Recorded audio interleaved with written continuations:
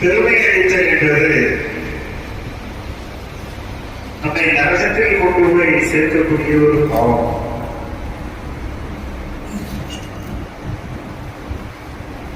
பெருமையிலே பல வகைகள் இருக்கு.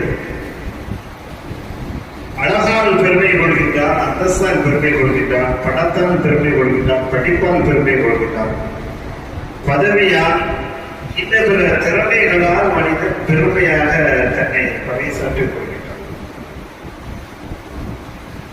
அழகு என்பது அல்லாஹ் ரப்பல் ஆலமீன் மனிதனுக்கு கொடுக்கக்கூடியது. அந்த அழகை வைத்து மனிதன் பெருமை அளிக்கின்றான்.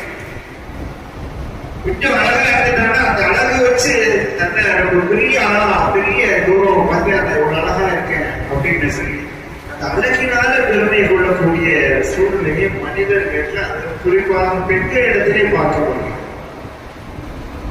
அந்தஸ்தான பெருமை இதைத்தான் தகர்த்தெறிந்தது இஸ்லாம். குலத்தால் பெருமை கொள்ளக்கூடாது என்பதை மிக ஆணித்தனமாக சொன்ன ஒரு சமுதாயம் எது என்றால் நபிகள் நாயகம் ஸல்லல்லாஹு அலைஹி வஸல்லம் அவர்களுடைய சமுதாயம்.